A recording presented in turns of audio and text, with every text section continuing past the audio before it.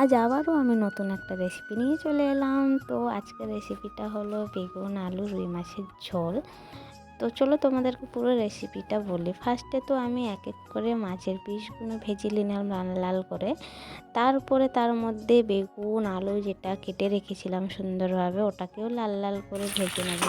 লাল লাল করে ভেজে নেওয়ার পর তার মধ্যে তেলটা আগে থেকেই ছিল, ওটার মধ্যে একটু শুকনো লঙ্কা একটা আর পাঁচফোড়ন দিয়ে একটু পেঁয়াজ কুচি দিয়ে খুব সুন্দরভাবে ভেজে নেওয়ার পর মশলা দিলাম। মশলার মধ্যে ছিল আদা, রসুন, সর্ষে, শুকনো লঙ্কা, জিরে এইসব দিয়ে ভালোভাবে লবণ আর হলুদ দিয়ে নিলাম। দেওয়ার পর টমেটো কুচি দিলাম। টমেটো কুচি দেওয়ার পর সুন্দরভাবে মশলাটাকে কষিয়ে নেব, কারণ এটাতে সর্ষে দিয়েছি। সর্ষে দেওয়ার কারণে কোনো মশলা বেশিক্ষণ কষাতে পারবো না, কারণ মশলার মধ্যে সর্ষে আছে যেহেতু, তো তেতো হয়ে যাবে।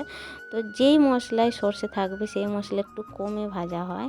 আর এদিকে আমার মশলাটা ভাজা হয়ে গেছে, তো আমি আগে থেকে গরম জল করে রেখেছিলাম সুষুম গরম, সেটা দিয়ে দিলাম। আর গরম জল দেওয়াটা খুব একটা আলাদা রকম একটা টেস্ট আসে। তো দেওয়ার পর ভালোভাবে মাছটা ফুটে যাবে। মাছটা খুব সুন্দরভাবে ফুটে যাবে, 5-10 মিনিট ফুটিয়ে নেব।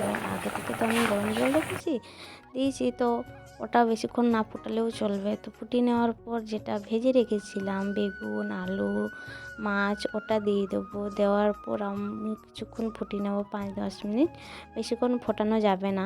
তো দেওয়ার পর আমি তারপরে ধনেপাতা ছিটিয়ে নিলাম। ছিটিয়ে নেওয়ার পর এই যে আমাদের মাছ রান্না রেডি হয়ে গেছে। আমার রেসিপিটা কেমন লাগলো আর আমার ভিডিও দেখতে কে কে ভালোবাসো আমাকে নিশ্চয়ই জানিও। আর কে কে আমাকে সাবস্ক্রাইব করে পাশে থেকেছো একটা কমেন্ট করে জানিও, যাতে আমি ব্যাক করতে পারি। টাটা।